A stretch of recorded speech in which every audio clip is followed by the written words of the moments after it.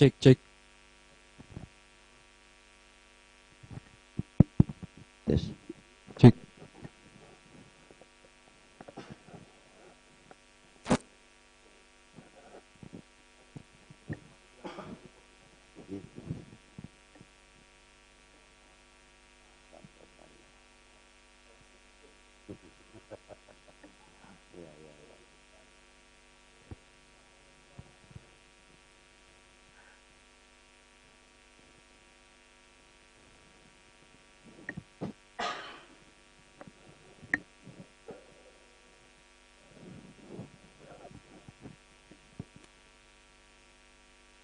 Assalamualaikum warahmatullahi wabarakatuh. Tribuners, ketemu lagi bareng saya Hendy Kurniawan di Ngobrol Asik bareng Tribun Jogja. Sore ini kita kedatangan tamu spesial nih, bahwa Bambang Wisnu Handoyo, seorang pengamat pendidikan sekaligus mantan PLT Kadisdikpora DIY. Selamat sore Pak Bambang. Selamat sore Mas Di. Apa kabar? Baik. Alhamdulillah. Baik. Pak Bambang, kita sore ini bakal ngobrol-ngobrol dengan tema pendidikan nih Pak Bambang. Siap. Apalagi di tengah pandemi kita menerapkan proses belajar jarak jauh dari rumah. Siap. Sebagai seorang pengamat ini Pak Bang dan juga mantan PLT Kadisdikpora yang juga mengambil kebijakan dalam hal ini. Seberapa sulit dan kendala apa yang terberat terutama di DIY untuk penerapan PJJ? Siap. Monggo Bapak. Terima kasih Mas Dia. Selamat sore semuanya. Yang jelas kalau dikatakan paling sulit adalah karena kondisinya sekarang ini kan juga kondisi yang kita belum tahu persis sebenarnya konsep pembelajaran jarak jauh itu kayak apa. Artinya di negara kita ini sangat populer dengan sesuatu pada saat mapan di satu tempat. Itu mesti prosesnya panjang sekali. Nah, kita juga akan menerapkan pembelajaran jarak itu lewat satu model dalam tanda kutip yang terkenal itu pendidikan online gitu ya. Itu kayak apa? Mestinya kalau sebagai konsep harus disiapkan dulu, diuji coba dulu, sarana prasaranya dipahami dulu. Tapi karena COVID ini kemudian harus sekarang pembelajaran jarak jauh dimulai karena kondisi seperti ini. Gitu. Nah, kita tidak pernah menduga kalau sebenarnya daerah istimewa Jakarta yang hanya 4 kabupaten dan 1 kota itu tidak semua sekolah dan tidak semua warga masyarakat itu bisa menikmati yang namanya internet itu. Sehingga itu menjadi kendala utama. Waktu saya menjadi PLT itu juga agak kaget saat masih ada 49 sekolah yang masih blank spot. Dan desa dalam konteks desa itu juga masih banyak yang blank spot. Tapi kalau desa dalam arti kantor desa, insya Allah sudah semua. Nah, blank spot ini ternyata pengaruhnya menjadi besar.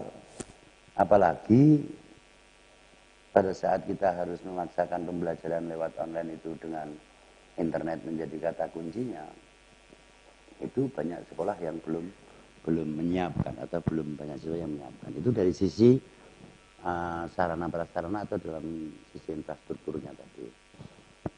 Kemudian yang kedua, dari tenaga pendidik kita sendiri, itu mengartikan pendidikan jarak jauh tidak disertai konsep tentang kalau memang ada pembelajaran jarak jauh, apa sih yang harus diberikan sebagai pembelajaran jarak jauh? Masih berpikir tentang jadwal yang rutin seperti tidak terjadi COVID, sehingga 1 jam itu ya 1 hari itu ya ada 8 pelajaran. Itu mengemas seperti itu bagaimana caranya?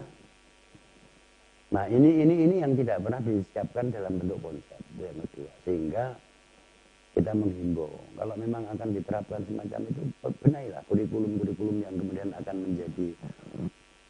menjadi pelajaran atau konten yang perlu pembelajaran jarak jauh yang kayak apa. Jadi sekali lagi tidak hanya sekedar areanya yang blank spot tadi, tapi juga gurunya, ya muridnya, ya orang tuanya, ya sistemnya ini harus dirubah. Kalau tidak, ya masih seperti ini jadinya. Kadang orang tua mengatakan kalau Kenapa anak kita sudah rindu dengan pembangunan macam-macam. Oh, ternyata yang tidak bisa dijawab oleh pemerintah adalah bagaimana menjawab harapan orang tua bahwa anaknya itu dengan sekolah itu punya masa depan. Meskipun saya katakan, ya bukan sekolah yang menentukan masa depan anak itu. Nah, LE, ya itu Mas Iri, LE itu. LE itu di semua kesempatan kerja, yang tercantum itu adalah bukan keterampilannya, tapi ijazah. Nah, jadi harus S1.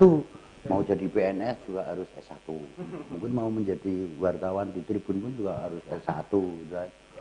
Loh kenapa? Bukan keterampilannya yang diutamakan untuk menyelesaikan sesuatu. Nah, artinya pendidikan itu sesuatu yang sangat menarik dan sangat.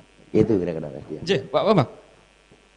Cuman keterampilan dan konsep belajar di rumah ini menjadi sesuatu hal yang cukup sulit untuk dipadukan, karena keterampilan itu butuh diuji secara tatap muka. Dan dengan kondisi seperti ini, otomatis untuk melakukan uji terhadap keterampilan itu cukup sulit. Apa yang bisa dilakukan Pak Bambang dengan hal seperti ini? Minimal kita harus bedakan antara masyarakat atau keluarga atau siapa yang menginginkan anaknya itu berkelanjutan dalam konteks sampai S1 dan sebagainya. Artinya ada kalau di level SD SMP belum begitu terasa sekarang. Tapi di SMU ada SMK. Nah, ini dua hal yang harus kita kaitkan.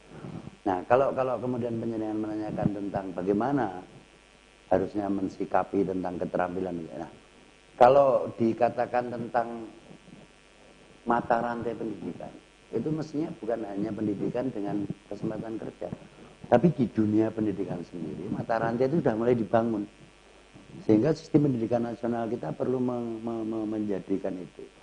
Sekali lagi, karena harapan orang tua itu tetap anaknya menjadi orang yang itu yang selalu terlintas, Bob. Sehingga pendidikan apa yang akan dipilih itu kadang-kadang orang tua lebih menentukan daripada pilihannya si anak sendiri. Nah, ini kan menjadi tidak menarik. Tapi kalau sejak SD, SMP, kemudian pilihannya apakah mau SMU, SMK, SMK pun pilihannya mau SMK yang kayak apa. Ini menjadi sesuatu yang sangat relevan untuk, kalau bahasanya Pak Menteri itu merdeka belajar. Nah, gitu kan. Kita punya tambahan istimewa gitu ya. Oh iya, saya tidak mau kalah, merdeka belajar istimewa, karena kita di daerah istimewa. Itu yang harapan kita pada saat kita rapat dengan teman-teman di bidang. Itu menjadi konsep tadi, menjawab tentang bagaimana keterampilan dan pilihan terhadap sekolah menengah umum itu menjadi tawaran. Nah, kalau sudah seperti itu artinya apa? Artinya ya mau tidak mau, suka tidak suka, kerja keras pemerintah di dunia pendidikan menjadi wajib. Meskipun ada 3 pusat pendidikan tentang bagaimana masyarakat, bagaimana sekolah, bagaimana peran orang tua.